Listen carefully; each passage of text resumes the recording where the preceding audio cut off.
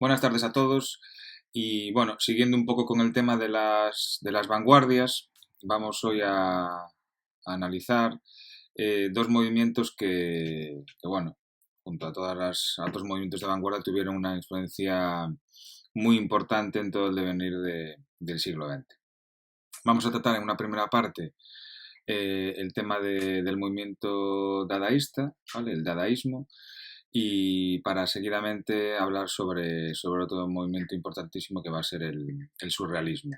Movimientos que van a influir como os decía, en otros movimientos que surgirán a mediados del siglo XX, años 60, 70, y que incluso, bueno, pues son movimientos de los que vamos a hablar hoy, que nacen, como todos estos movimientos de vanguardia, en la Europa de primera mitad del siglo XX, pero que influyen decisivamente en países como va a ser Estados Unidos.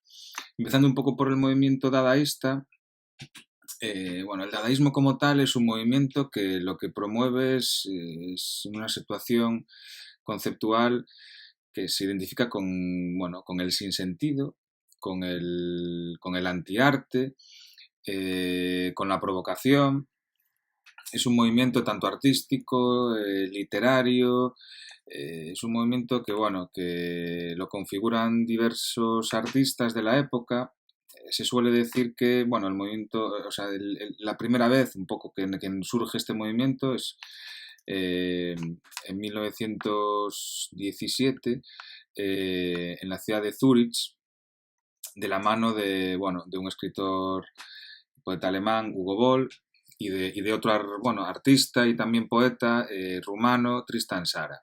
Vale, en relación al cabaret Voltaire en la ciudad de Zúrich y estos dos personajes y otros, como va a ser Marcel Duchamp, que es el artista del que vamos a hablar más en profundidad, surge un movimiento un poco de rechazo, de repulsa un poco a todos los movimientos eminentemente más académicos, más pictóricos, de un poco de intentar evolucionar el arte desde la provocación, el sinsentido, la irracionalidad, etcétera, etcétera. El propio término dadaísta, el término dada, surge, hay muchas conjeturas en relación a esto, pero se cree, o dentro de las explicaciones que los propios miembros de este grupo explicaron en relación a esto, pues que el propio Tristan Tzara, abriendo un diccionario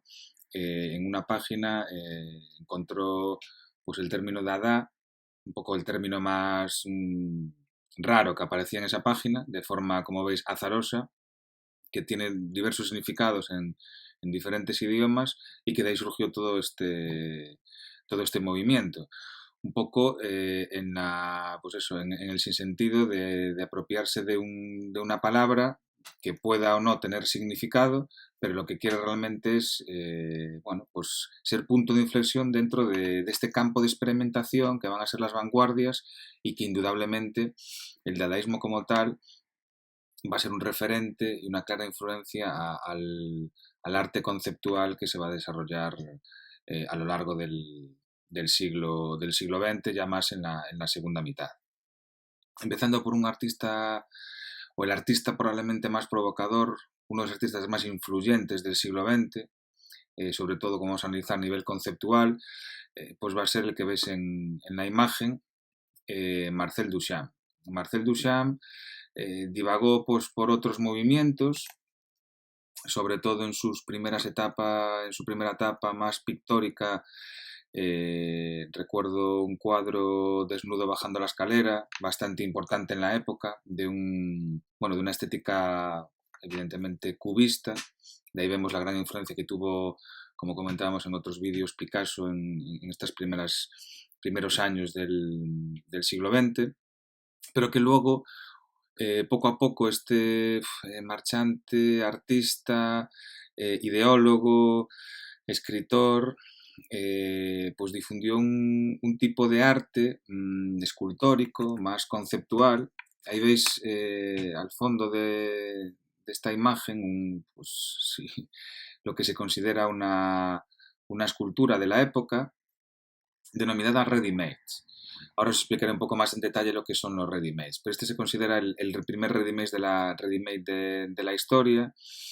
Es una banqueta, como ves, que está atravesada por una rueda de bicicleta que está en otro sentido. Un poco de manera azarosa completamente. Son objetos, los ready-mades, realmente son objetos de la vida cotidiana, donde por la selección que hace el artista de ellos y su, pues digamos, acoplamiento entre sus diferentes partes, realiza pues una serie de objetos donde intenta descontextualizar la función principal de ellos, creando pues nuevos universos. Un poco con esta teoría conceptual de que sea el propio artista el que seleccione y el que designe objetos de la vida cotidiana y mediante la articulación de ellos los eleve a categoría artística. Un poco esa es la idea principal de lo que quiere hacer Duchamp. Evidentemente no fue entendida, estamos hablando de hace 100 años, más de 100 años, no fue entendida en su época, criticada, pero poco a poco, evidentemente, Duchamp, y eso hay que dejarlo claro desde mi punto de vista, abrió un camino a lo mejor difícil, complicado, pero un poco nos abrió un poco las pautas de lo que debería ser o de lo que entendía ser el concepto artístico, un poco para diferenciarlo completamente del concepto de artesanía. Vale, la artesanía, sin lugar a dudas, de una reproducción técnica exquisita, pero un poco el arte tiene que ir un poco más allá. Y un poco en la idea de que no debería ser, como pasa siempre en todos los casos, hasta ese momento, el que el artista sea el que haga realmente las obras, sino realmente la palabra arte y artista la eleva hasta un punto más intelectual. Vale, ahora analizaremos otras obras y a ver, intentaremos que descifréis un poquito a lo que me quiero remitir. Después de este primer ready-made, un poco ese juego con artilugios cotidianos del día a día, creo este. Probablemente a todos os suene esta obra, de las grandes obras más influyentes del siglo XX, polémicas también, que creó en 1917 cogiendo se titula La Fuente, popularmente llamado El Urinario, de Duchamp.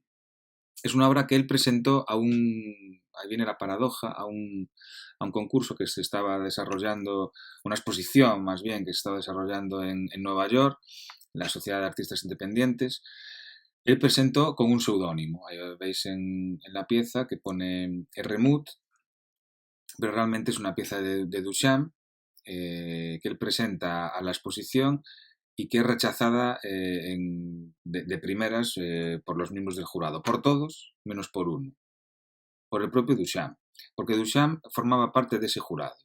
Entonces ahí viene un poquito este juego, ¿vale? Que desarrolló Duchamp y que fue inculcando y metiendo dentro de la sociedad artística un poquito de la época. Este sinsentido aparente, pero un poquito, a lo mejor relacionando esto con la época de la Primera Guerra Mundial que se estaba desarrollando, una época convulsa y demás, pero que realmente, desde mi punto de vista, no es una obra donde haya una cierta emotividad, una cierta subjetividad, sino realmente es una obra, pues como todo el movimiento dadaísta quería, es una obra un poco que infunde en la provocación, ¿vale? Una provocación de querer significar esto como pieza artística. De primer momento, pues la gente de la época probablemente no la vería. Y hay mucha gente que a día de hoy, 100 años más tarde, sigue sin ver esa evolución.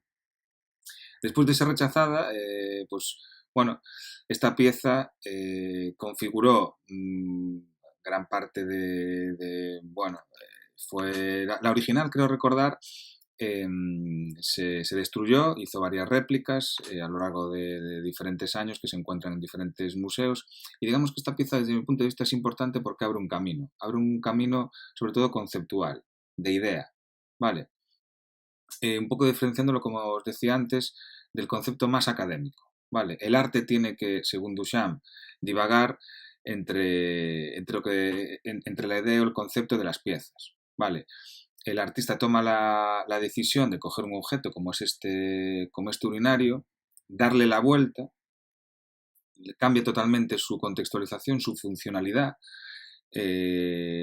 adquiere otra completamente diferente, de hecho el título es La Fuente, y un poco, pues eso, que sea el propio artista el que haga referencia a estas designaciones, ¿vale? Es como, por ejemplo, si nos ponemos a hacer un símil básico y directo, relacionándonos un poquito con la arquitectura, que muchas veces suelo comentar, o sea, el arquitecto en sí no es el que realiza directamente la obra, ¿vale? Es el que diseña y ejecuta esa idea conceptual de la pieza. Realmente no son los albañiles y todos los operarios los que hacen realmente ese concepto, esa idea. El arquitecto evidentemente tiene otras muchas funcionalidades a la hora de programar o componer todo ese proyecto, pero la idea conceptual del edificio la configura el arquitecto. Bueno, pues en este sentido un poco la obra de arte escultórica, en este caso, debe tratar en ese aspecto. ¿Vale? Otra obra de Duchamp, bastante polémica en su día, fue, bueno, esta que veis en las imágenes, LHOOQ. Esta obra de primeras, todo el mundo diría, bueno, pintó a la Gioconda, bueno, le puso algo ahí en la cara, realmente no pintó a la Gioconda, realmente cogió una tarjeta, una postal, donde aparecía una reproducción fotográfica de la Mona Lisa, la Gioconda, el cuadro más emblemático, un poco de la época dorada hasta ese momento, de la época de la historia del arte, el Renacimiento, era un símbolo, sigue siendo un símbolo, pues en aquella época también era un símbolo, robada del Museo del Louvre años antes, o sea que era un cuadro que estaba en boca de mucha gente. Y lo que hizo Duchamp fue intervenirla con una acción un poquito más de gamberrismo, una acción más juvenil, y fue ponerle ese bigotito y esa perilla que ves en la imagen. Un poco para provocar un poco esa disputa de la gente, de decir, pero ¿qué está haciendo? ¿Esto qué es? ¿Esto qué significa? ¿Cuál es el pretexto de esto? Y para más, no se quedó ahí, sino pues tituló esta intervención LHOOQ. Son unas letras que, si las pronunciásemos en francés, pues vendría a decir un poco, es como si estuviésemos diciendo, intuyendo, la traducción al español transcrita sería una especie de ella tiene calor en el culo.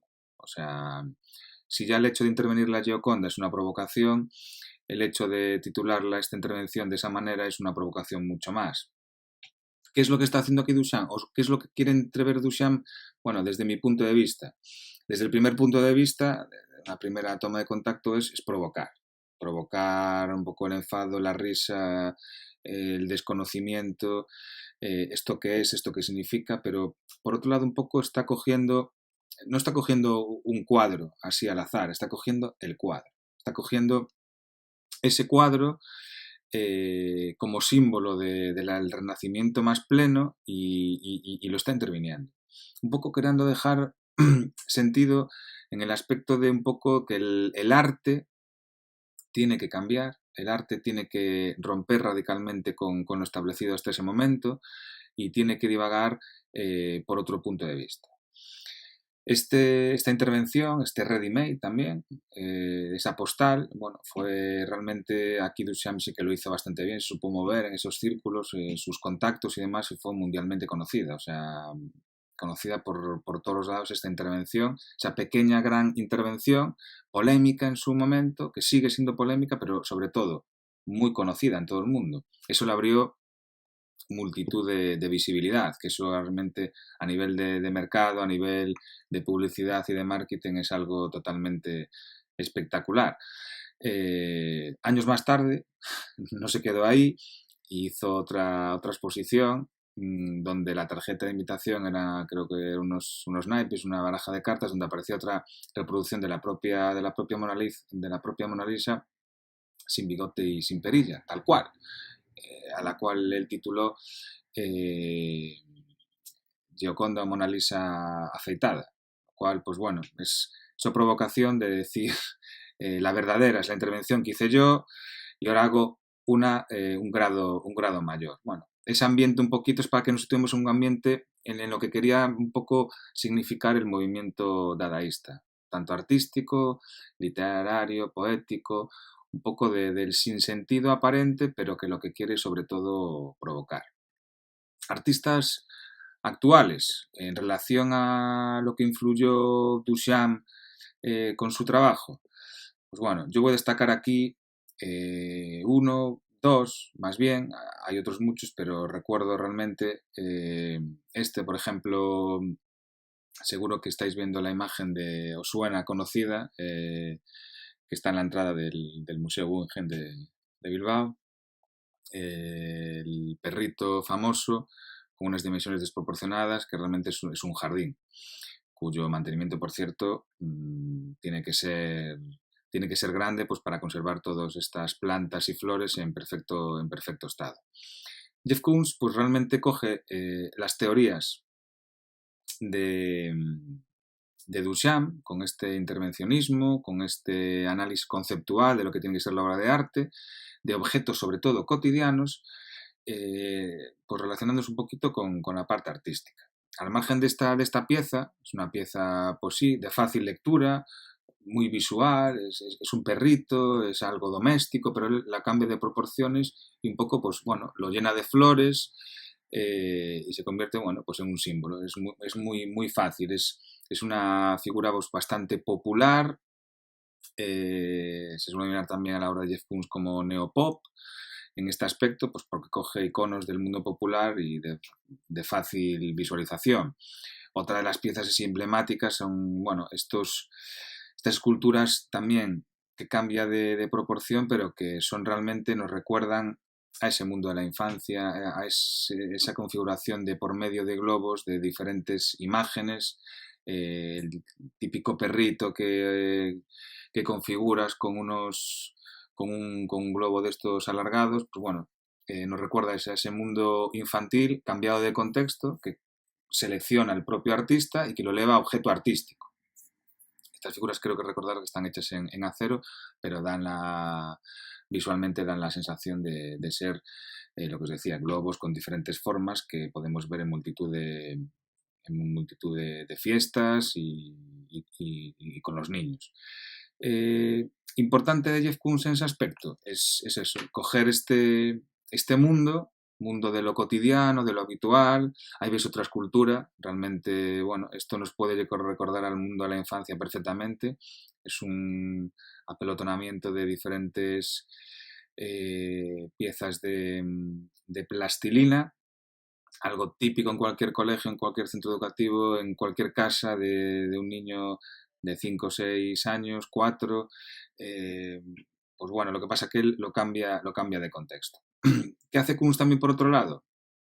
Koons lo que hace es que, un poco llevando las teorías de Duchamp, analizándolo un poco con Duchamp, él un poco tiene la teoría que no tiene por qué ser el artista el que ejecute directamente la obra, ¿vale? El artesano que ejecute la obra. Realmente el concepto de arte es la idea, ¿vale? La idea que prima en todo eso. Entonces, él designa una idea, él trabaja con un material, y lo que hace Koons es un poco encargarle a las personas o artesanos en este aspecto que mejor trabajan este material, la pieza, ¿vale? Les paga como cualquier trabajo, pero realmente la obra final es de él. La obra final es de él porque el concepto, la idea es suyo. Con lo cual él juega con esta idea conceptual de la obra de arte. Por eso es importante el camino un poquito que abrió a principios de siglo Duchamp.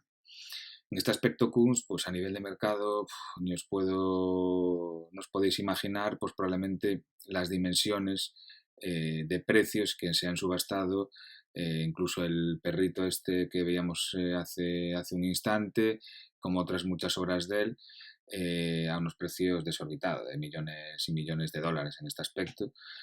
con lo cual, pues bueno, la influencia en el mercado ha sido bestial. Otro artista así polémico, que desarrolla todas estas teorías, el cual también se siente bastante influenciada por la obra de Jeff Koons y probablemente por la de Duchamp, es este que veis aquí, esta obra, ese tiburón en esa caja llena de formol, que fue muy, bueno, polémica, conocida, de este artista británico, Damien Hirst. Esta otra pieza que veis, esas vacas madre e hijo divididas, donde en formol, donde se puede ver el interior de las mismas, donde se puede atravesar esa fisonomía del animal, jugando un poco con la provocación, con la idea de vida, con la idea de muerte. Es un artista bueno, que en sus obras polémicas y demás, pues eso, también influyó decisivamente en el mercado hasta niveles inimaginados. O sea, ahora mismo es una persona totalmente multimillonaria. Ahí podíamos divagar y divagar las influencias de críticos de casas de subastas, de este mundo del arte, de patrocinadores, de publicistas y, bueno, analizar si realmente esto lo consideramos arte o no. Al final es lo de siempre. ¿Qué consideramos arte, qué consideramos no arte? Hay un aspecto bastante probablemente subjetivo. Lo que es indudable desde mi punto de vista es que hay ciertas intervenciones de ciertos artistas, como comentaba de Duchamp, que al margen de que nos guste más o menos, abren caminos. Y para mí es lo importante, abrir un camino de significación, un camino de evolución, y probablemente en ese camino se harán cosas mejores, cosas peores, pero al final todo esto no son matemáticas. O sea, todo el tema artístico es un tema subjetivo que nos llena más, nos llena menos. Y luego al margen nos metemos con temas ya de mercado, temas ya económicos, que bueno, que ahí pues podíamos estar y divagar y discutir. Terminando con el dadaísmo, eh, relacionando un poco la intervención que hace Duchamp con la Mona Lisa, interviniéndola en esa tarjeta, en esa postal tan famosa, me gustaría destacar también otros artistas actuales, como los hermanos Chapman, que estáis viendo en la imagen, unos artistas británicos muy actuales que también han cogido estas teorías de provocación para entrar dentro de este mundo artístico. Y bueno, me gustaría mencionar una intervención que hicieron, que también fue muy conocida, muy polémica. Los hermanos Chapman, dos artistas, como decía, británicos, adquirieron unos grabados, una edición de grabados de Goya, pero que se estamparon en el 1937 durante la Guerra Civil Española, por medio de un marchante que tenían, adquirieron esos grabados y los intervinieron. O sea, algo totalmente, desde muchas esferas artísticas, fuera de lugar. Intervenir una obra original de un grabador tan excepcional como Goya, un poco habla de eso, del hecho artístico, del intervencionismo, del mundo de la polémica, intervenir grabados, como estáis viendo, de los desastres de la guerra en aquella época, de un pintor venerado como fue Goya, con caras de payaso, realmente pues es un acto atroz. Pero bueno, en la provocación, en el intervencionismo de estas acciones, pues probablemente a efectos, como os comentaba antes, de mercado, pues tiene su influencia. Considerar arte o no arte es un tema que no vamos a entrar ahí.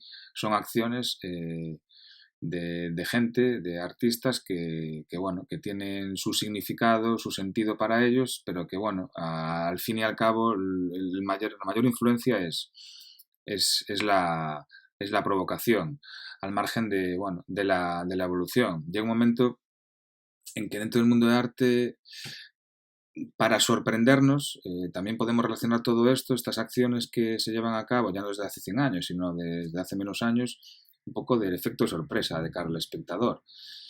Sorprender por medio de la vista al espectador, y después a nivel conceptual cada vez resulta más complicado. O sea, el siglo XX es un siglo de experimentación muy grande, donde se han hecho multitud de cosas, pero claro, llega un momento en que, ¿por dónde seguir? Hombre, evidentemente yo soy de la teoría de que se pueden seguir haciendo cosas, se puede evolucionar, pero todo tiene que ver con todo. O sea, tu trabajo tiene que ver con lo que se estaba haciendo hace años, tú le das un punto de vista diferente, un granito de arena más, pero bueno, si nos llevamos al cabo a la hora de eso, de ese efecto sorpresa, ese efecto ilusionante de cara al espectador, es difícil, es difícil. Y a lo mejor lo que provocan estas acciones, como la de los hermanos Chapman, es un poco abrir los ojos a cierta parte del espectador, cierta parte de la prensa, cierta parte del mercado y aportar un granito más. Lo que pasa que, bueno, desde mi punto de vista, actuar en relación a una obra artística ya realizada, no lo considero, no creo que deba ser un poco el camino. Es un punto, es algo que puede ser anecdótico, que puede influir bastante a nivel de mercado, pero que bueno, que el arte, yo creo que el arte más conceptual, que un poco esa era la idea de nuestro amigo Duchamp, pues debería ir no tanto por ese aura de polémica, ahora me estoy un poco posicionando, un poco más por el aura del concepto de la idea, evidentemente, de abrir nuevas significaciones, pero sin atacar a las obras ya establecidas, como en este caso. Seguidamente, pues analizando un poco el movimiento que os comentaba, del cual vamos a hablar ahora, el surrealismo, otro movimiento de esas primeras décadas del siglo XX, bastante influyente, tanto en Europa como en la parte americana a mediados de siglo y durante todo el siglo. Pues bueno, parte de, pues como todos estos, o como de estos muchos movimientos, de un manifiesto. Me gustaría mencionar el tema del manifiesto porque es algo que se va a repetir en muchos movimientos de vanguardia. Un manifiesto es un documento, muchas veces dentro de lo artístico y lo político, donde los diferentes artistas que se añaden a ese movimiento explican en ese documento un poco cuáles son las características artísticas, cuáles son sus premisas. Un poco es un documento importante dentro de lo que va a ser ese movimiento.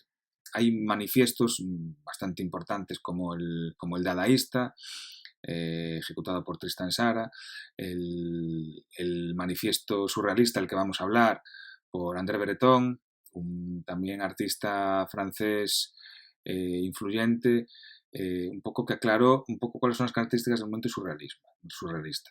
El surrealismo va a tener pues dos vertientes, bueno, ya a nivel ya plástico, artístico, pictórico, va a ser una vertiente más figurativa, la cual vamos a analizar la obra de Dalí y de Magritte, y una vertiente un poco más abstracta, donde vamos a analizar un poquito la obra de otro artista español bastante conocido que va a ser Miró. ¿Cuáles son las influencias así más claras dentro del movimiento surrealista? Pues bueno, el surrealismo básicamente es un movimiento que habla del mundo de los sueños. Habla de un mundo onírico, de un mundo irracional. La teoría de los sueños, por ejemplo, de Freud, que se desarrolla en esta época, va a tener grandes influencias. Ya no es el sinsentido del movimiento dadaísta darle un poco de significación, pero desde un punto de vista irracional, ¿vale? Es como pintar hasta cierto punto cosas que surgen en esa idea de los sueños. El tema del automatismo, el tema de la escritura automática, sobre todo. Este movimiento surrealista también influye lógicamente, en la literatura. Esa escritura donde te dejas llevar completamente, la mente está totalmente abierta, todo lo que influye, lo que despierta pues tu imaginación, tu cabeza, es escrita de manera racional, pero sobre todo irracional. O sea, es un fluir de sensaciones, digamos, propias, ¿vale? De cada persona. Y ese mundo de los sueños, sobre todo, y esa manera automática de presentar la realidad desde un punto de vista racional es lo que realmente influye al movimiento surrealista. Analizando un poco las obras surrealistas, bueno, podemos empezar por Dalí, de todos conocido.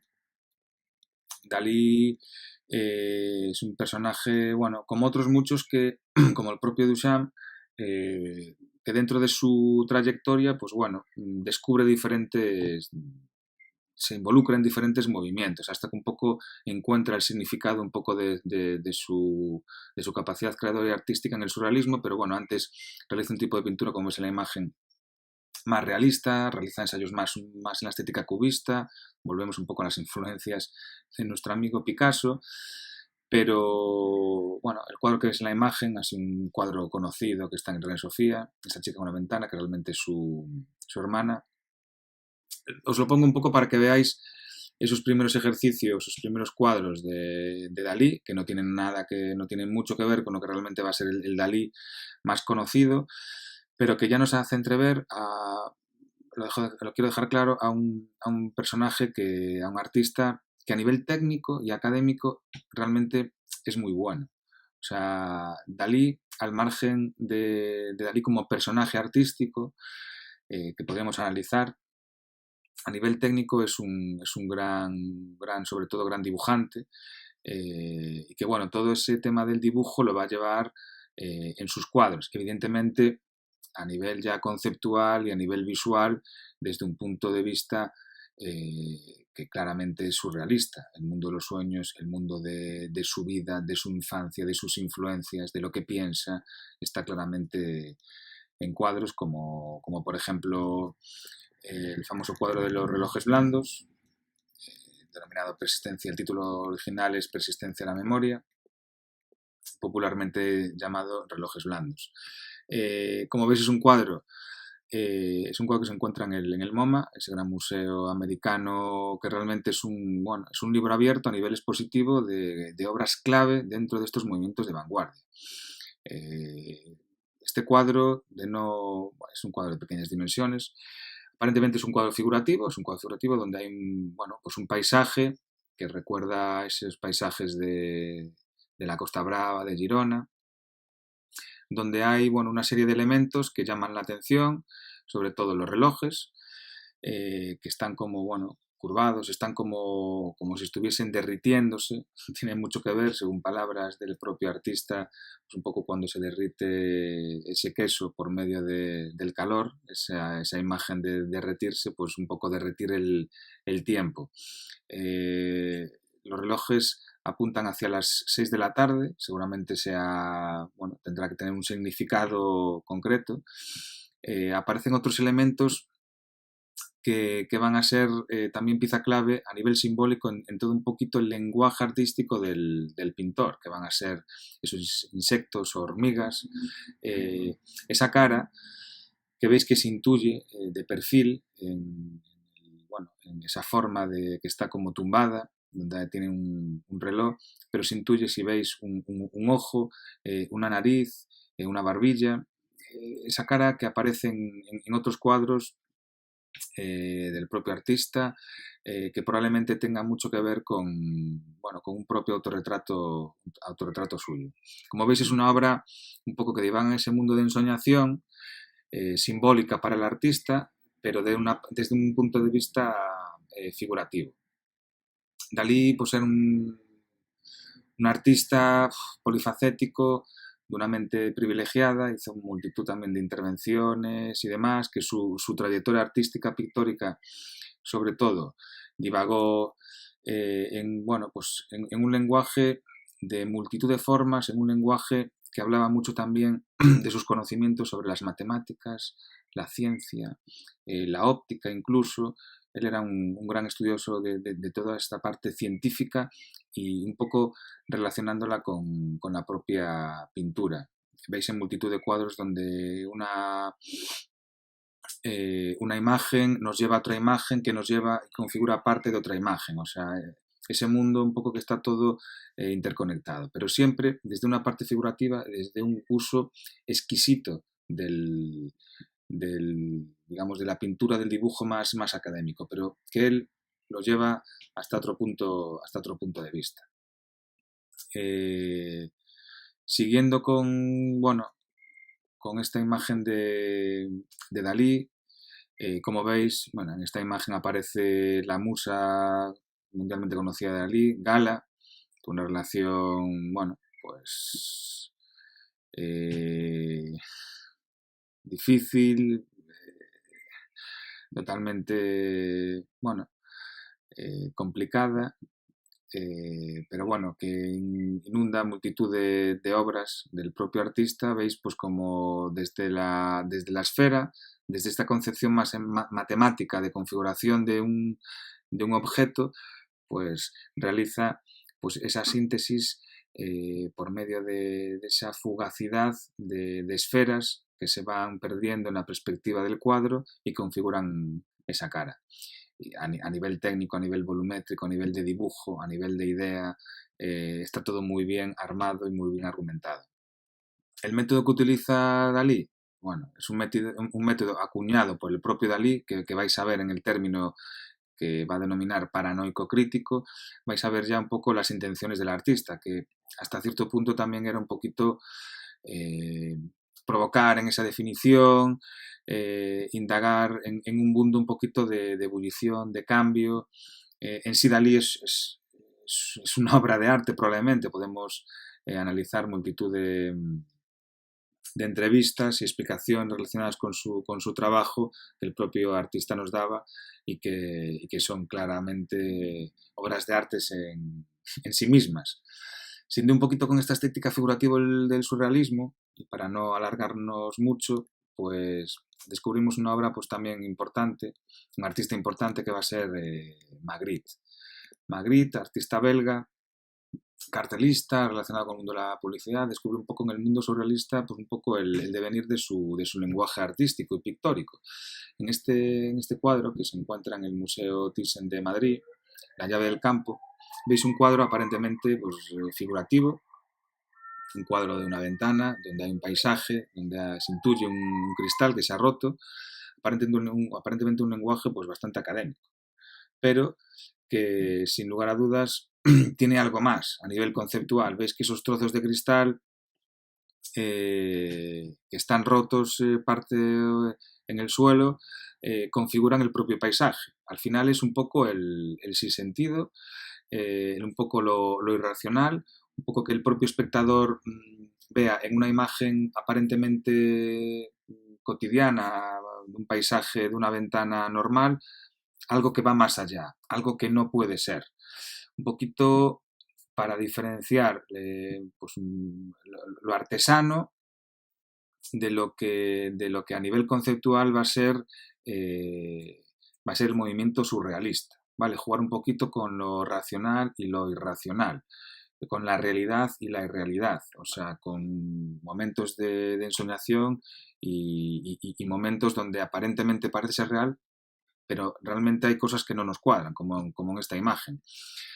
Hay otros muchos cuadros de Magritte un poco que divan este aspecto, como veis en este paisaje, bueno, esta imagen donde típico paisaje marino desde una estancia arquitectónica minimalista, pues se confunde el propio paisaje con el propio cuadro.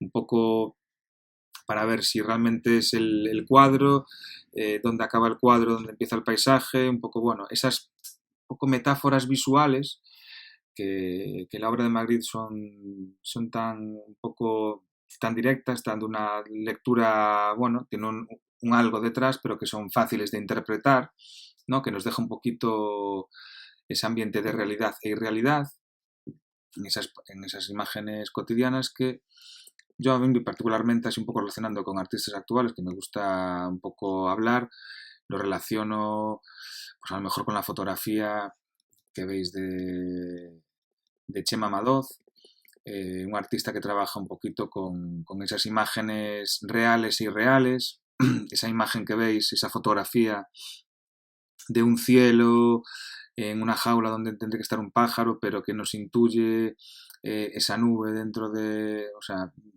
esa metáfora visual sencilla, directa, en otras fotografías del propio Chema Madoz que juega con el mundo de las sombras, esas sombras que son imposibles, pero que él crea esos efectos posibles.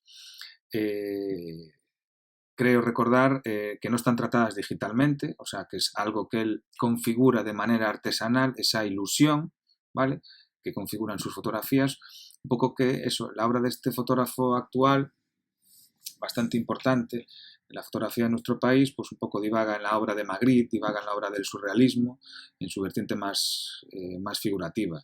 Hay otros fotógrafos surrealistas que también un poco influyeron en la fotografía como arte, como Man Ray, que es digamos, el fotógrafo surrealista más conocido. Esta obra que veis, donde ese encuadre bastante cinematográfico que está totalmente cortado, ese primer plano, esas lágrimas que realmente están configuradas por piedrecitas de cristal, pues bueno, hacen mención a ese efecto, a esa ilusión, a ese jugar con la realidad e irrealidad. Un poco, aquí estamos hablando, pues eso, de fotografías que están influyendo en la posición de la fotografía como objeto artístico. No la fotografía como una mera reproducción de la imagen de la realidad, sino algo más. ¿Vale? La fotografía nació a finales del 19 y es ahora en el surrealismo donde empieza a coger vida propia desde un punto de vista artístico. Siguiendo con más artistas surrealistas, nos encontramos pues la obra de Joan Miró, un artista probablemente con Dalí, con Picasso, de los artistas más importantes a nivel español del siglo XX. Es un artista que, bueno, pues que su lenguaje pictórico va evolucionando hasta encontrar un poco esa seña de identidad. En la obra que estáis viendo, La Masía, es una obra de, bueno, pues más de juventud, veis una cierta figuración, más relacionada con figuración más simbólica, pero bueno, es a su estilo, más costumbrista, colorista, pero se ve realmente un poquito de, bueno, todos los elementos que configuran la obra. De aquí a esta obra que vais a ver, El Carnaval del Arlequín, hay un cambio sustancial.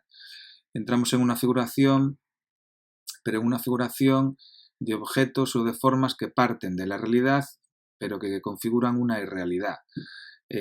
Aquí nos sitúa diferentes elementos, en este carnaval del Arlequín, como se titula, Miró, en un espacio real, hay una ventana, hay una ligera perspectiva, hay un espacio arquitectónico, donde se ve un suelo, donde se ve una pared, pero que nos dispone estos elementos un poco con formas antropomórficas, que parten de la realidad, como os decía, pero que son formas que se dejan llevar. La obra de Miró, que poco a poco vamos a ver que se va a ir sintetizando en estos elementos, crea un lenguaje propio indudable. O sea, son formas con colores planos, formas que nos pueden recordar o relacionarlas con la naturaleza, indudablemente, con el mundo de las amebas, las estrellas. Hay diferentes iconos que son propios de este lenguaje plástico, poético, infantil, onírico de la pintura de Miró. En este otro cuadro, pues veis ese fondo manchado, neutro. Los fondos de Miró en los cuadros no suelen ser, digamos, principales. No tienen un poco la potencia que infunde al resto de elementos, un poco para equilibrar esas dos vertientes, lo que es el fondo bastante y aún así en esta obra que estamos viendo tiene sus tonalidades, suelen ser bastante neutros.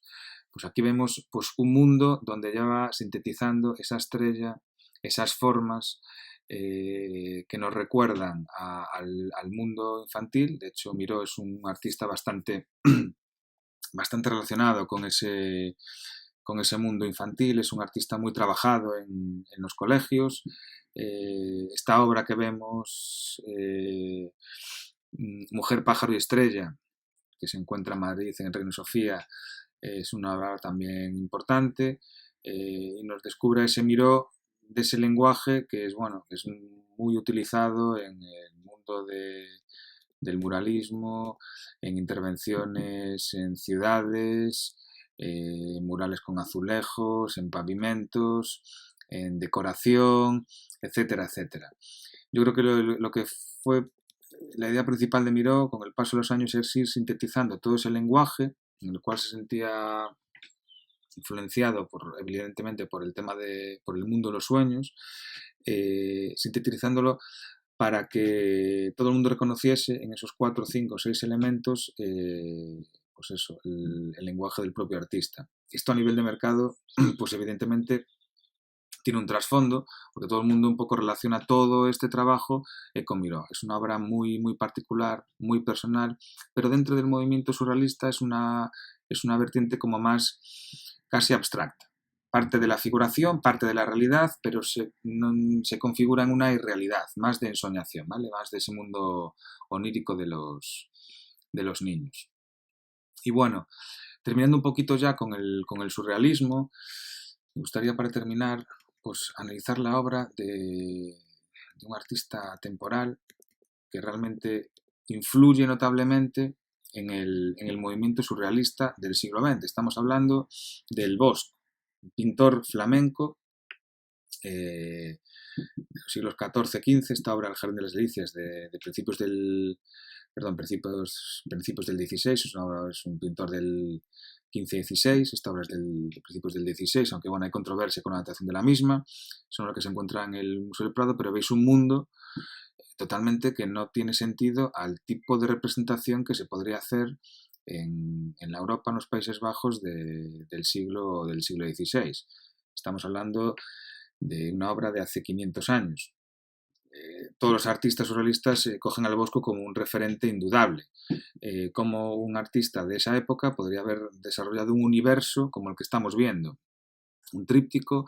Esta obra en sí es una obra moralizante. Al propio Felipe II, rey español de la época, le gustaba especialmente. Habla sobre el paraíso en la parte izquierda de la obra y el infierno en la parte derecha, pero todos esos multitud de personajes en muchísimas actitudes, habla un poco de la carnalidad, de la sexualidad, del pecado que infunde al ser humano, esa parte moralizante, pero si veis en todos estos